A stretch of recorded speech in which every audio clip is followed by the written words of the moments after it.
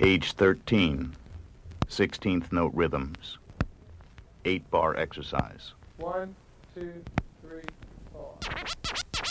As rock combine, boom, bring it back, come rewind. As I combine all the juice from the mind, heal up, wheel up, bring it back, come rewind. Powerful impact, powerful impact, powerful impact. Boom, come back. It's Jibo the Pro and DJ Ray, double R. This guy, he already had money. He had his money, whatever. He was good. Armani, this guy, you know, he was good. At a very young, he was good, okay? Besides the point, yo, we will finish the freaking tape, and I will go home and make copies. The nigga went to the beach.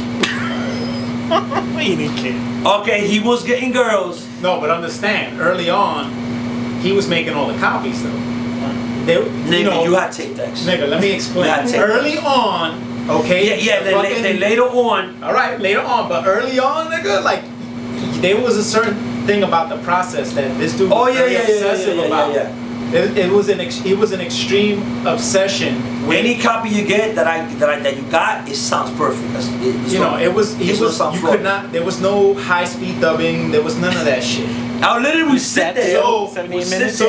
Not 78. Well, 90 for a lot of them. But so what we did, we practically bought the entire. There were times we bought the city out of TAC tape deck. We bought the city. We bought every TAC tape deck in the city. We bought every Fuji tape in the city. Yeah. We bought every Gold Star was good too. Gold Star tape was good. in the city. We bought every one that existed in New York City. That was before we started making our own custom lengths. We had at one point like 50 tape decks, yo. You don't know the heat that comes off that. Nah, it was more than that because and then the other thing, because you know Max Cells were obviously the best tapes you could buy. But when you start getting into numbers like that, like you have to now buy, you know, a ridiculous amount. But not for nothing, but the other tapes were good. Like they were good, but I'm saying we were not buying Max Cells because they were too much money. Too much money, man. You know what's I don't know. 20 cents more. You know what's funny? You know when you buy 1,000? Right, when you buy $200. You know what's funny is that there's my rent Max Cell during the mixtape era, right? Max Cell used to have these on the label, right? Like when you put the label on the tape to label it, they had these little points. Right? So, damn, nigga, you remember that? The funny shit, like it would say like whatever 40 points or 20 points, right? And then they would have like this ongoing contest, like you know, whoever gets the most points wins a trip to like the Bahamas or whatever. Yo, there were stores that that would buy people's masters and then just master them. Yo, these niggas were going to the Bahamas on a regular basis, like trips, all the points. And Max Cell is like, yo, what the fuck are you doing? What are you doing? What are you recording so much of that you can acquire like that many points? The fucking 70,000 points that it takes to fucking get a trip. They shut that shit down. Like, oh hell no, they shut that shit down. The trip shit, they're like, that's it, you know. I know a couple of cats. Phil was like, yo. About the other guys. We're talking about the other guy. Competition, yeah.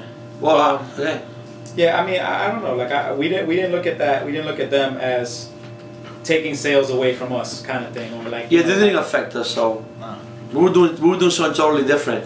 You know, like if you wanted to hear like the hot rhymes and like the hot little rap crew, Doo-Wop was your guy. Which came later on. That was later on. Yeah. Like. That Bomb Squad was dope though. You can't. They were dope. Oh no. That Snaggle Push. You were waiting for that Snaggle Push verse. No. You know. Yo, man, listen, they did their thing, yo. So whose idea was it like to literally like not say anything except for like one tape? That was me from the House of Freestyle tapes. I didn't talk. The one tape. You don't talk, and like I said, that's Kid Caprice flavor. So I'm not gonna be talking. And not only that though, but it was kind of frowned upon to be a DJ and talking over your music. Like that was in the clubs you didn't even hear came that. From. Huh? Like in the clubs you didn't hear that. Like it was very rare that anybody would even say something at the mic. Little Louie, I don't think I've ever heard him speak. Yeah, but we talking about House of Freestyle. But I'm saying, but like in that Harlem world and all they talk like all the time. In the late 80s, early 90s, like that it just wasn't done. It just, you know, like it just really wasn't done. Even people like Clark Kent. Like I've been to like Clark Kent jams, like Really? like nigga, Clark Kent when he was DJing late 80s, 88, 89, never on the mic, my man, never. So that's the whole. But it Bruce Lee became thing. a thing. It became Yeah, like yeah. another dimension that you had to have. So Yeah. then, you know. And they hooked it up. This was high. It And was then, high. you know, it's like if you already have the confidence of whatever, and you're comfortable in your own voice and you're comfortable in your own skin, then it was not that big of a stretch. My whole thing was that, and I didn't even know it was really the format. I just looked at that guy Capri is talking on it, and I'm not gonna talk. I wasn't gonna talk anyway, but that really made me not. I just did not want to do what he was doing. Right. And I have my own concept anyway, so Right. I'm gonna do it this way. way. And for me, like, you know, I was not that comfortable with my voice So- to begin with. So it was like Who would do the little Well, we mantras would in do the beginning? he would do them. I'll do He would say it's most the of DJ them. Ray, Yeah. Double R, and Yeah. G-Bo the Pro, and then I'll say some like little shit like yo. Yeah. You know, I'll say what was Capri it? Juniors. No, Capri Juniors. No. What was it that I would say? There was one tape that said you it, guys you know, was yes. like big shout out blah blah I was like, yo, blah. my Somebody was bad. like shut the fuck yeah. Yeah. I forget. You know, we would say like little shit. Like I would say like little shit, Like, and then he in would our say language, like, yo, G-Bo, pullitas. you're You gonna talk? gonna say your name? I was Yeah. like, hey, G-Bo the Pro. Yeah, but that one Little I shit. explained it where you know, these guys would just get out us like that. We thought they would kick Capri Juniors, man. Like really, they hated on us first. So, you know, like I said, they did that thing where they tried to get out us the DJ red-handed. I remember like now, and Do-Up gives me a call. Like, why is Do-Up calling me? Like nigga, like I ain't stupid. Like you want me? Like if he doesn't call me and tell me, I never would hear the thing. So when you heard SNS there, Craig G was on the tape laughing. So they all tried to gang up. I mean, there was really, you know, to think that they all got together to do that. Like yo, y'all niggas is really worried, bro. Right, Because I don't got time for that. To be trying to even, and I was shocked that Do-Up like. They were bothered. They were That's bothered. big though, because It that's like the was top smash. guns at that time. Right, Yeah, we we would were smash. among them. come We were among- together. We were among the top guns. Yo, That's of why. course. Let me And tell we you were doing something, something completely Let different. me tell you something, bro. We were smashing them. Young Star, I remember for number 14. It was like 11 o'clock in the morning. You gotta explain what Young Star is first. It's in Bronx, pretty good. 88th Street, Grand Concourse. It was a clothing store. It had the fly gear there. Father was the owner. Chino, 'cause The they Chino, Yamaha yeah. father. And mad cool, bro. And yo, that store, I went there with like 800 cassettes. I did it all. Hey, listen, I had a shopping cart. Okay, I wasn't into cars. I wasn't into that. I'm like that. This thing. I like I didn't care. I did not Meanwhile, at the care. time, I'm like driving a fucking Beamer. So You got it's the like, Beamer. Like, you know, my shit was on. some other shit. I got $800 bike. I get This credit. nigga got the fucking El Coche, like, Yeah, I'm making for making mad money though. I'm making compra sounds. Like, Right. So I'm, you know, yo, I couldn't believe it before. I remember like right now. I remember that day, that particular day when it dropped was in December. Yo, it wasn't cold that day. Yo, there was a line for like 15 people. The store wasn't even open yet. Trying to buy the freaking tape. I was like, Did they know are it was you kidding me? Huh? Did they know it was you? Yeah, they saw that it was me. Like I'm pulling up with this thing. I don't know, but what started to happen? The store owners will come to my house and clap 200, 300, 400, like that. That's it was getting like that. The other thing too is about the business model, right? Yeah. There were two different types of business models in the mixtape world at that time. One Yeah, I forgot. was that you could sell your master. That was the easiest way to do it, right? The easiest way. You get one price. Here Though. you go, $500, $1,000, whatever it was, and that was the end of it. They could make as many copies of that as they wanted, and that would be the end of that. Our model, we wasn't going that route. We were like the Apple versus the Microsoft, like of the time. Like they would sell their operating system to everybody. We were Apple, nigga. We like it's gonna run the way we want it to run. We're gonna make all the copies, I really didn't care. and we made every copy ourselves. Again, it came from me making 1 through 8. I did it like that, and a matter of fact, I wasn't even unaware of that. I remember when we took it to Stereo Palace. You want to buy the mat? You want to buy what? Like nigga, you crazy? Like You can't- bugging like this shit ain't that pay ain't one business, price. bro. This shit is not fucking pay one price. This nigga ain't Coney Island. What? nigga. I mean, we eventually sold it to them, I think, but you know, some told you had to, but Nah, like that was Terror Palace though. That was the store. That was a big store. That was a big store. That was like the the mixtape store. The epicenter of mixtapes, basically, Yeah, right? yeah. My man Steve. What's up, Steve? Yeah, That was the store, man. You had to get yourself in there. You wasn't in there, you nobody. right. You really haven't reached anywhere. And I'm, we did the number 9 and they got in there. They got in That was there, our man. first tape. Yeah, they got in there, bro. So fast forward a couple of tapes, and in comes Agent 106. Oh. That's his story. What it? Agent 106. All right, so let me. I gotta go back a little bit. Agent 106. Yeah, hold on. Yeah, you want to say, see, I don't drink and smoke. They were drinking the 40s and a blunt. Is what you really want. Go ahead. He was like, yo, A 40 and a blunt is what you really want. I could be snapping pussy. This dude was not about that life at all. He was not about smoking, drinking, none of that shit. Yeah, so they I, on the other hand, partook in some weed smoking. Too much. And I imbibed a few. This nigga had like a penthouse. You don't understand. He had a BMW. The year it came out, he had that. And the spiral staircase joint. Alright, so wait a minute. He's asking about Agent 106. Not my So fault. Agent 106 goes there, and niggas is, you know? So Agent 106 I met through Ted. He was Teddy's friend. Oh, that's Ted's fault. That guy And keeps coming up. also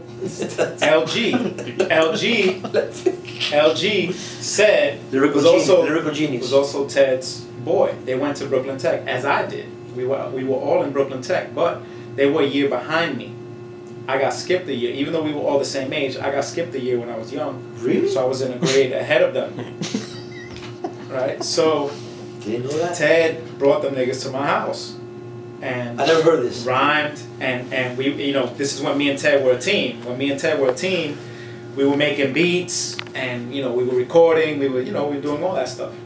I might even have a couple of demos where Ted is actually rhyming. Believe it or not. Ted's pretty good. I need those. Ted was good. If he sits down and raps about a subject for a DJ, he's good. Ted, I'm gonna Ted, freestyle. if he put his head to it, he could rhyme. He could kick it. I think if he was to try, he could do something.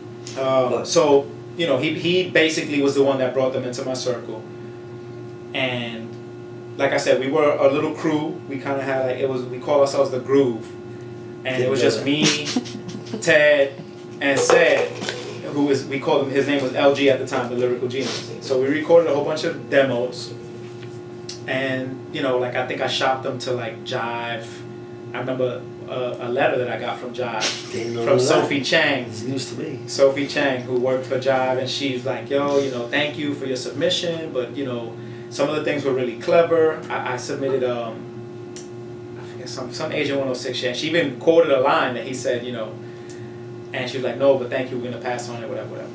So that era passed, and now I'm with this dude making tapes.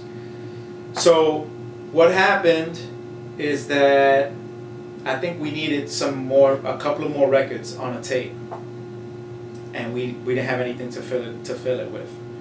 So I was like, yo, how about we use some of the Sed shit, LG shit.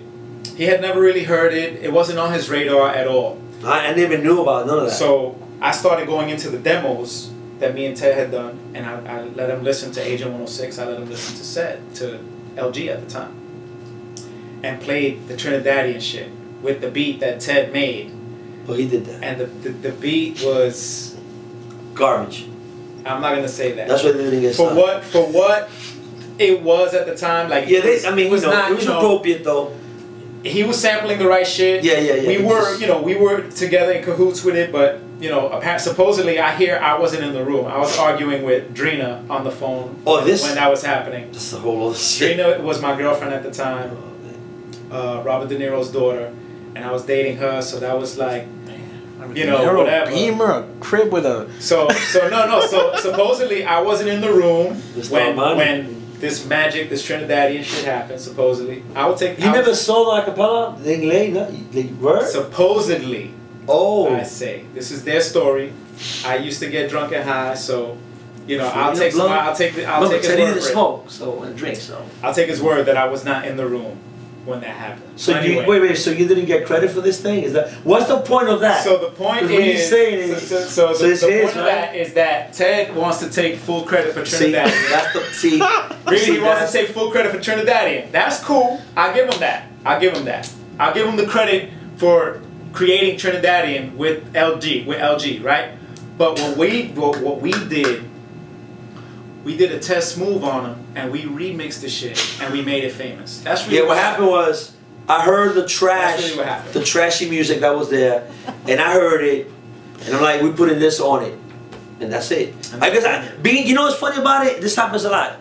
It wasn't that I'm whatever. Sometimes you get pigeonholed into, they will just own that so hard. You get narrow-minded, and I was like a fresh ears. I'm like, I felt it like that. You know, that's what I heard. Like, you need somebody from the outside. Yeah. I heard some swab, like it should be some, you know, and they were trying, but they were just going about, I guess, putting the wrong thing. Even though it wasn't that bad what they did, it didn't sound good. They were doing stuff that at the time was not music though. We remixed it basically by putting the Das Effect shit. And basically people thought that was Slick Rick, and it was like it became a thing. It became. I thought it was Slick Rick. I'm sure that Slick Rick has gotten the question, "Yo, what's up with that Trinidadian?" many times, and he's wondering probably to this day, "What the fuck? Who is this Trinidadian?" You know what's whack? I think you mentioned this. You know what's whack about that? Yo, again, not thinking, bro. Like so innocent. We should have pressed that shit, yo. We should have. At the time, we should have pressed that shit. We weren't even on it like that. We didn't even. You know, for us it was like a 20 years later, we should have pressed it. Right? No, it's listen, crazy, man. It took that Trinidadian record took song. I say because it was never a record. Took on a life of its own. Like it became like a thing. And then when that happened, we were encouraged. Like, oh shit, let's put A on. So yeah, and then you know he knew about him. By this point, by the time we did Trinidadian, Cedric had moved to South Carolina. Unfortunately, so he didn't get to really enjoy the fame of it. The ghetto fame. He didn't get to enjoy the hood fame of it because he had already moved to South Carolina.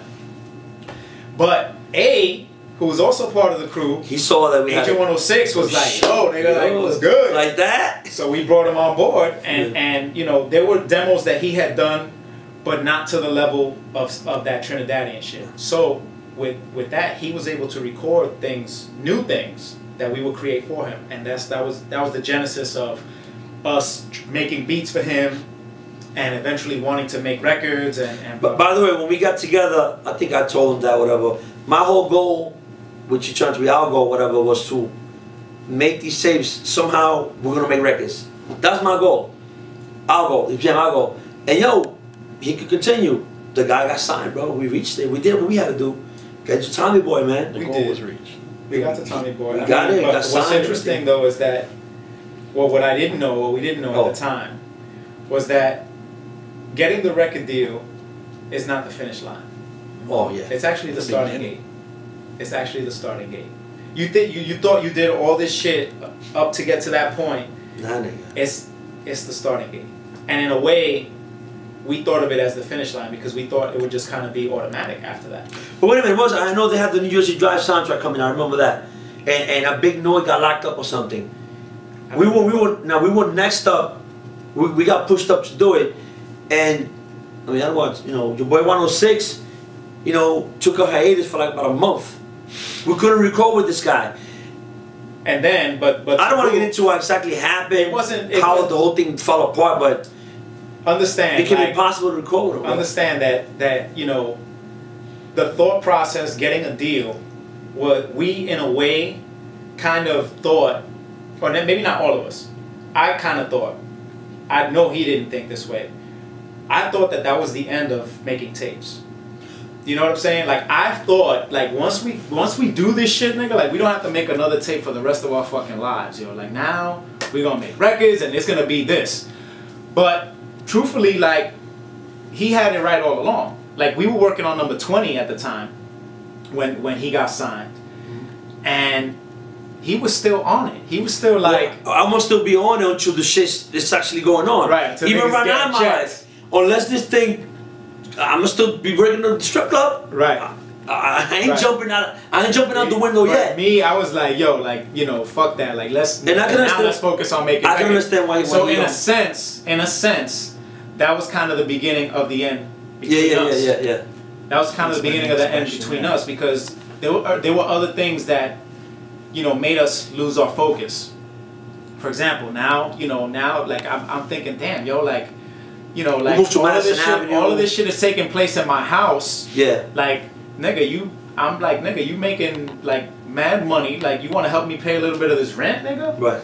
And he balked. He was like, nigga, nah, B. Like, you know. So I'm like, all right, cool. So since you're not gonna do that, let's go get a space, and we could both play. We could both pay, and then that'll be, you know, the studio, and we'll have home or whatever. But then, you know, now we both responsible for.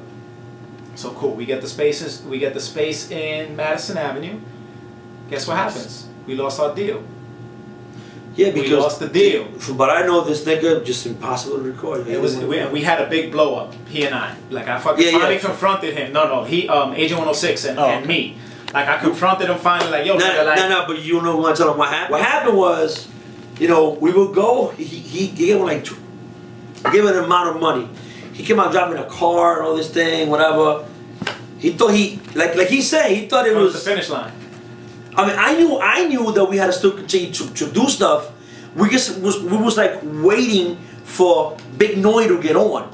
He gets locked up. We got pushed up now. Yo, we gotta do this. We gotta do this. Now. And this nigga, yo, he will come to the apartment, 48 of blood. Yo, smoke and drink. And not work. You remember it now? Not work. Basically. So what this nigga did, which I can't blame him, but me being a little older, having antisociality, the only antisociality I had in college, I said, dude, what he decided to do was post up things like, yo, my man, I know this guy, it's not gonna work. Don't do that. I fucking blew up on him. He did it, bro. and this nigga, why? Because this guy will come in, bro, and we'll start, and then you sit down and start smoking and drinking. That was the thing back then, a blunt, I'm telling you. And it was 2 in the morning, and nothing was getting done. So this nigga's like, yo, it's his house. It's like they were closer. They were closer. Now the pressure's so it's on. like, and I told him not to do it. I confronted him, and I regret that shit to this day. To this day, that is one of my regrets. That changed the course of our relationship. I try to tell him, don't do that. But you know, maybe I could have been wrong too. Nah, but you weren't. I know I wasn't. That time I warned him, and that's what happened. He wasn't wrong. So I confronted him. Now he did the right thing. Agent 106 just took it the wrong way. Yo, like, we gotta get this shit done. Like, you coming over here, wasn't getting nothing done, bro. So yo, we long story short, that was the beginning of the end with Agent 106. Yeah, that's right. That was the beginning of that. And he was dope, man. And he had the whole thing. He was the full package, yo. We not messing with him. Lyrics. We're not messing with it, wasn't. Listen, he was better. He was better than a lot of dudes in his time. A lot of dudes that made it. He was better than. I mean, you heard him with Remnant and Method Man on the thing on LA. He was hanging with the niggas. Rhyme for rhyme, yo. Rhyme for rhyme. What messed him up was that he cursed. Right. That's what messed him up. But he was going. We went LA. And yeah, mind you, now I take this nigga to LA with me. What's the guy's name? What's the guy's name? I know 92.3 will be M's. What's up, M's? My man M's who does Mobile Mondays. Yes, M's. My man M's, he like, yo, like, bring Agent 106. We're gonna do a radio show. Method Man and Redman was like. Method Man and Redman were like, that was the epitome of like big, yo. That was a thing. We even went to J-Lo's house, my man, on that trip. J-Lo, this before she was J-Lo. She was just Jennifer Lopez, who just is now off of Living Color. She maybe made her first movie with Oliver Stone. She wasn't. How'd the ass look back then? Same ridiculous. and she had her boyfriend was in the crib also, like, and I'm like looking at this, like, this is a regular ass looking. I was tight. I was like, yo, I can scoop that. The pretty boy, imagine this nigga. I can scoop that. I could scoop that. But anyway, yeah, the sweat. Hubby was, regular looking nigga. I'd have been on his shoulder like a parrot, like this looking at you. Me and Agent 106, nigga, in J-Lo's house, like, chilling, nigga, like, chilling. That trip, I know about that. Trip was crazy. We were on the radio, live, it's a big station, on 92.3 The Beat, which was commercial radio. Commercial radio. That was with Mike Nardone and King M's. You lost me there. You lost me. And yo, Agent 106 was hanging, and they were even Meth and Red were impressed. They were like, yo, even on the tape, it's like, yo. What happened? What happened after that? When they stopped it, they were talking. Afterwards, we all smoked together. So they was giving them that. It was like, you know, that crazy. So you could hear it though. That they was like, oh shit. last one was 21, 22. Last one was 25. Was it? I thought it was 21. 21. Oh, wow. There was a gap between 21 and 25. We didn't put out 22, 23, 24. And we thought we were being clever by doing that, but it ends up because we didn't just stick confusing together. people. We didn't stick together. That's what happened. We didn't stick together. We took a long time to do number 25. We just had other things on the table, man. Okay, we was so also wait, chaos and yeah, so shit let me going explain why it was kind of the beginning of the end. So we get the space. Now we have a space, right? So now we don't have a deal to sustain it. So now we gotta not only are we gonna make tapes. You gonna sell them? Nigga, why not? It's part of the history. It's part of the history. So what happens? I know what we not only we don't have enough material to sell on our own, so we create a company. Name of the company was New York City Tape Masters. Yeah, I'm out of here. Right? Okay, you can walk away. I'll take it. I think I made up the name New too. York City Tape Masters, right? So New York City Tape Masters, we had a front guy, right? Front guy was the guy that was gonna buy all the masters from all the other DJs. They wouldn't sell it to us. They wasn't gonna sell it to us. Of course. They wasn't gonna sell G-Bo and Double R. I'm gonna negotiate with Do-Up. No, I don't. Not 100. Just like give me 75, nigga. Like. Right. So you exactly. That is weird. It's weird. So we got a front guy. Who would go negotiate these deals, and you know, we would obviously be the man behind the handshake, but ultimately, you know, we got some front guy to go buy the tapes, and we started selling tapes. Everybody's tapes. Everybody's tapes, right? Doo-wops, the Tony Touches, everybody. But it was like, it wasn't us. Yeah. It was New York City Tape Masters. What's funny about it is that later on, DJ Arson, probably the first guy to publicly, that was unheard of. That's what we never publicly come out and did that. Yeah, like, we didn't want to publicly say like, yo, like, but no that's DJ us was too. Like it's just a cool business to do, but nobody was trying to. But it's weird because now we're selling our competition's tape. Like it was. They didn't want, and none of that. But we making money out of that shit. And it was weird. It was weird. Then we gotta negotiate like, nah, your tape. I want to give you 100 for your shit. Right. It becomes very weird if we're the ones. He gets 150, you get 100. It's just weird. It becomes very weird. They wasn't even talking to these guys, so it was not gonna work. Did they find out? No. No, probably now. Well, now they'll know now. Oh my god. That's fine.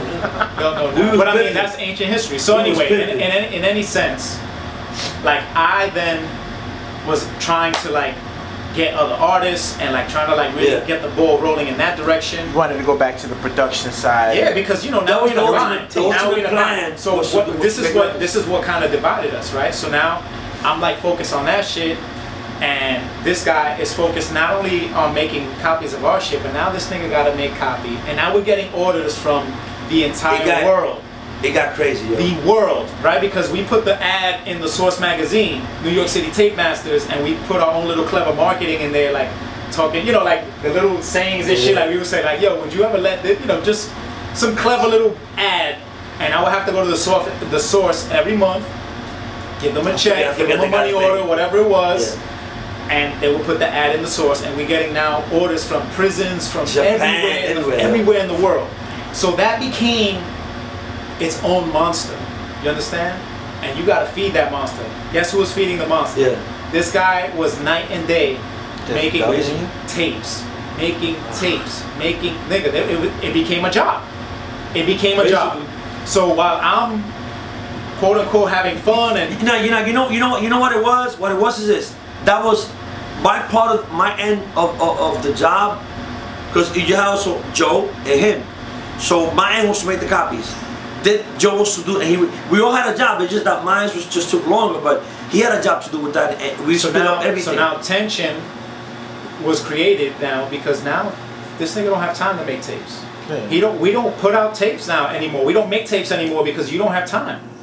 So I'm gonna do, you know, and it just created tension. And then there were two other people in the office that we had in there as like basic. I don't want to say partners, but like, you know, they were doing their own thing in our office. Right. So we had Damon, who was a promoter, and we had this other guy, Joseph, who was like, you know, like an education guy. He wanted to have like a non-profit organization, whatever. So you know, so it became his side against my side. Like it was him and Damon against me and Joseph, and it just became very toxic. Like from very dear, close friends, I walk into the office and we wouldn't even talk to each other. The whole problem was this. You know, like we became very distant, and it was just the tension. It got very whack. The tension. I mean, the thing terrible. with me was that, you know, we can do all that stuff, but we gotta pay the rent here. Right. And we both had a point about it. But nobody gave in. Nobody gave in. Right. You know, and then you know, having an ear, like having my buddy and him having his buddy to voice, so it just created more tension in the room, and it was horrible. It's a shame, you know. I mean, horrible. And you know what? After like our quote unquote blow up, and like we had this big blow up, yo, we didn't have a word between us. Yeah. For 10 years. We didn't speak. For 10 years, this guy and I didn't have a word between us. Not one. So what kind of brought you guys to speaking again? What kind of what? What brought you guys to speak again? What brought us to speak again was the fact that over the years, people had been asking me about the tapes. Yo, can I get number 14? Yo, can I get number this? Can I get number that? And I was like, you know what? I just like I kind of wanted to have that shit like in my rear view. Like I was proud of what I did with the tapes, but I didn't want reggaeton. This nigga went some other direction. I was like married. And I was like making music with my wife at the time. So I was like on some other shit. You know, on some other shit. You know, I got on some other shit. And then like I was like, you know what? I think I'm gonna put these shits back out. I'm gonna master them. I'm gonna put it out as a CD set, and I'm not gonna sell number 14 by itself. I'm gonna sell the whole shit. You want the whole shit? It's gonna be $150, and it's gonna be on my terms and whatever. So as I got the idea and I got the courage to do that, right? I you know, of course I could not leave this dude out of it. I couldn't very well find out about it. So I could not very well. Like I still had a decent. I still, you know, I'm a decent person. I was like, this nigga did half this work. I'm gonna at least let this nigga know, you know, that I'm gonna do this shit. You know, I at least wanted to, you know, and then I started to like get these thoughts like, I don't know, like if this nigga were to like die or some shit, like it would be horrible that we died as enemies. You know what I'm saying? Like it would just be really bad that we did all these amazing things together, these amazing tapes. We did all this dope music. And if something would have happened to him, I don't know what precipitated that. Maybe somebody, this guy, yo. Maybe somebody died. Maybe somebody had recently. It's crazy. Maybe somebody had recently died in my life at that point, and it caused me to think like, oh, this nigga Double R dies, yo. Like it would be fucking horrible that that we died as enemies. So one day I'm looking on the internet to see if I can find this nigga's number. Like you know, we lost touch so much that I didn't even know anybody that had his number. Like that. 10 years. Think about it. And me, bro, you can't find me, bro. I'll disappear from the radar. Well, this motherfucker is so stubborn that it's like even right now on Instagram, only because of this shit, he's so stubborn that, you know, it was not gonna be him that tried to repair the relationship. It was like for him it was a dead issue and that was it. Well, we're not gonna talk something that happened, but you know, I was not gonna, you know, whatever. So when I found his number. And I think I called it once, and I think I just got his voicemail, and I don't think I left a message or some shit. And then one time I tried calling him, picks up the phone, hello. And I was like shocked, like, oh shit, like what do I say? Like, what do I even, like I was pacing back and forth. I said, listen man, you and I did some important things. I didn't even say who I was. I said, you and I did some important things together, man. A long time ago. I said, you and I did some important things together a long time ago. And it would be a shame. I said, it would be a shame, man, if we died as enemies, man. You know, I don't know for what it's worth, nigga. Like, I'm calling you on some I don't want to be enemy. We don't have to be friends, but I don't want to be your enemy anymore. This nigga says, "Who's this?" I'm pointing hard out. A soliloquy, like, I'm like, motherfucker, like, yo, like, you know, like all these feels and shit. And this nigga's like, "Who's this?" I didn't even say who I was yet. Kept talking. Like, Take off the while I started I getting. like, nigga, you know, a lot of people ask for the shit that we did, and a lot of people know you off the strength of me. A lot of people know me off the strength of you, and we did important things together, nigga. It's history, it's historic, and I'm going on, and then finally he's like, "Oh shit, I know who this is." That 15-minute conversation, it was a very brief conversation. I think it was in the store too. I was like It was a outside. very brief conversation. Brief conversation, 15 minutes. It wasn't like if we met up right away or anything. Like, No, it but just took a while. it broke the ice. It broke the ice. Yeah, It broke, yeah. you know, at that point I felt lighter. I was relieved that, damn, at least this nigga gave me the time of day. You know, at least, you know, and yo, at least cool. Like, you know, like I didn't want to be like, yo, I got a business proposition for you, like right away. Like I couldn't hit him in the head like that, like 15, you know, like just breaking the ice. But, you know, after that, one conversation led to another, and I basically let him know. What's Listen, funny about it is that he ended up bringing me back. It's a couple of people. You have a girl named Karina and Punchy and him. I basically right. was So out he of basically it. was completely out of it. He was I not was making DJing. CDs. That's it. I wasn't doing nothing. He Like, wasn't I was- like really DJing anymore. You know, Nah. like, you know, and I was like, yo, nigga, like I'm, you know, like He got camaradas. I'm doing this thing way back Wednesday. All I play is old shit, nigga. Like, come by. You can learn how to fuck with Serato, which is like the shit. I wasn't even up on it. He wasn't up on Serato. I was like, nigga, come on, come play. You know, just for fun. And he started to come. He 3 years later, He started to get the gist every again. He Wednesday. started to get that shit, and then he's like started to come every Wednesday. And you know, he got that flow back. Yeah. Because it's all shit that we knew. We're not even playing new records anymore. It's like, nigga, you know these records. Come on. So he got back on. He got back into the groove, and God bless him. He took it from there. Like I didn't, you know, like I don't take like that as like, oh, I put this nigga back on. This nigga did so much for me in my life, yo, that it was the least that I could do. Well, It was the least that I could do. He put me on the map in terms of the tapes because he was already strong in that. I was, you know, I don't want to say I was along for the ride because I did contribute, but initially it was a teacher-student type of relationship. We were not equals, and I will not, you know, I will not dare say that we started out as equals. You know what I'm saying? But as time went on, you know, my strengths, you know, got pretty strong, and it was like, yo, like, nigga, like I could, not that I was gonna ever make a tape by myself, but on some production shit, like I could do that. You know, I could do, like, you know, it got to a certain point where it was strong. I was strong. My strong points were strong, and you know, I became, you know, good at what I did. You know, but we didn't go into it as equals. Like he didn't have to, you know, put my name on the bill. You know all what that I'm I saying? saw was that this little kid, he had stuff. I'm like, yo, I knew. I was already doing it, so it was like, Right. I already saw the whole thing, you know, and that was not my plan. I had somebody else's plan, but it didn't work out. But So now you fast forward to today. him and me personally just got along great. That's the other thing too. We got along great. We had our little issues, you know, but Most family do. But you know what? I would consider you guys being family. We had a great working man. relationship. Great. This nigga taught me about work, yo. He really did. He really taught me about. I almost got rid of him a couple of times. I can't blame him. Listen, the guy's 22 years old and he wants to be with a girl. I understand that.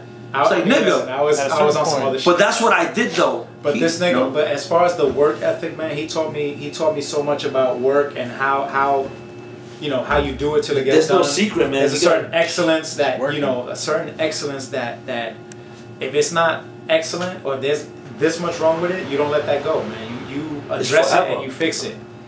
And he taught me a lot, man. He taught me a lot. The least that I could do, the very least that I could do, was to like get him back on the road. Yeah, he did, bro. He was the beginning, and then a couple of people, Karina and Punchy P, you know, Karina got me equipment, and Punchy P got me a party, a seaside lounge, but because I was already with him, yo, that spot, I was there for like 3 years, yo. I used to go, Wednesday I used to go. I loved it. It got me into it. I met the girl Karina there. And oh, you met her there? Yeah, nigga. Oh, shit. To play there, yo, that did a lot of things for me, man. It did a lot of things for me too. I would have never. It did a lot of things for me too, though. What's interesting? It started a whole other thing. Is that place? That doesn't happen. We're not here right now. That's true. We're not here right now. Camaradas, way back even Wednesday, though we met up and everything. Way back Wednesday helped me find my voice. Yeah, Right? It got me. It gave me the confidence. Like basically, because I had to basically start from scratch, right? Sure. Like, you know, even when we were like making tapes, at a certain point, like I almost didn't consider myself a DJ. I was like, I'm a producer. I'm like, you know, like I fancy myself a producer. Like I think I'm like Mr. Producer guy. And when it all fucking fell apart, I felt like, you know, the right thing to do to find my way is to go back to the beginning, right? So I found a spot where I used to hang out on 115th and 1st, and the owner was interested in, you know, giving me a shot. I was like, you know what I want to do? I want to play old shit. I want to play nothing but old crazy, shit. yo. I want to play all the shit that led me to hip-hop. I didn't even necessarily want to play hip-hop. I want to play everything that led me to hip-hop. So all that Latin Rascal shit, all that fucking Over Like a Fat Rat, or, you know, all those classics, that's what I wanted to do. So I got into that. And how many years already you did that? 6 years. Yo, but that helped me hone my DJ skills. That shit gave me my voice, because I would never talk on the mic on the tape. Now I could host a party. Yeah. I could be like, yo, this, that, you know, and joke with you and be comfortable in my own skin. And that's what Camaradas and Way Back Wednesday did for me. It's funny you're saying that, because people think that the whole party thing, you know, to me that's the thing that if you do it enough, it's nothing. But again, we were never trying to. But you know what? Parties It was a weakness, though. It was a weakness. It was a weakness in a way. We were not party. We were not what you got on the tape. Yeah, because like, people were expecting. People expected what they heard on the tape to unfold. It looked weak because, and it wasn't that at all. You know, but we just had and our personalities were not. You know, we didn't have personalities when we played live. We wasn't like, oh. We frowned on that, so it was a weakness. The main thing with that though is that we just run into. We never had a business manager. And we but that doesn't matter though. But what I'm trying to say, you know how many parties we did that just got shut down, yo. I mean, but I'm saying, you know, it just wasn't our path. You know, like the parties to us were not. It was not paramount. Like, we were trying to be producers. It didn't matter. It didn't matter. But you know, it's frustrating because we just ran into wrong people. Like we was willing to do the shit, but we just wasn't getting paid. Like it was just. I don't know. I don't see it like that. I don't see it. That's what I look at it. I think we ran into somebody that had a club, that owned a club, and it's like, yeah, I want to play over here. Would have been fine. That wasn't the path, nigga. I wasn't on. I understand it, but I didn't want to be the. We would have done it. I hear nigga, you're doing that right now. You take exactly. But it took me. It took me falling completely the fuck off. But you see, okay, but he doesn't understand. Okay, I was ready. Nigga. I remember I was playing a comedian now. I was playing there for a year. I was already doing that. So I was ready. I know, you know, that we could have done that. It's just that if you get put in a bad situation, see, that's why I think like that. Because at that time, I was working somewhere every Friday or Saturday, what it was, for like a year. So you could do it. It's just that we just had bad luck with just the people we were dealing with. Remember one time, the party, the freaking fireman came to the 4th floor? Yo, it was like, damn, the pool room, somebody got stabbed that night. And the party never happened. Listen, we just get stuff like that, like garbage. You know. Hey, remember the one? Remember with your boy Tone from Success? What happened that day? I don't remember. You remember what happened that day? Niggas was diving inside the booth. You remember now? I remember. Yo, there was shootout outside. Back 11, son. Niggas was diving in the booth. I mean, it was not meant to be, bro. It was not meant to be. What I don't hate is that they'll say, I know what you mean. It's a weakness. It's not that. It's like, yo, we wasn't turning down parties. We were taking them, but it was garbage. Just it didn't work out, yo. It didn't work out. That was, it wasn't our path. It wasn't our choice. It was our. You forgot about that. It's the sort of thing that it's like, damn, yo, like we can't. Remember the Russian room too? We everything was fine. We had a lot of gigs, man, but playing live really, was not a big strength. It wasn't so consistent because I guess maybe the word got out. They're like, oh, these niggas, Nah, I don't think so. I don't think so. I'm not gonna say that because I played. And we weren't right. We weren't personalities either, yo. Dude, I played. In the midst of all that, I played 4 years. Come in, like, nigga, what do you think? Nigga, you was popping. I remember. But that's what I'm saying. But don't say that because we did boys that actually worked out too. No, I know that. Now, if we didn't, niggas wasn't calling back, or we didn't have a manager, or we don't. That didn't here or there. But and like I said, at a certain point, man, I fancied myself a producer, and I didn't. It's not that I didn't care about DJing, but like, it was a step to get to where I at the end of the day, like we said, we wanted to make records. Right. If we got parties, we got parties. Right. Like I have already done parties already. Anyway, I have already done all that. How do people think I did the first 8 tapes? I started doing house parties and whatever in the neighborhood. I already did all that. So then you move on from that, you do the tapes, and then you get some expensive parties, whatever. You do once in a while, and then you want to make records. Like you stop doing those 316. You stop doing all that. And we eventually did make a couple records. We actually. Yeah, we did. We did. So that was cool.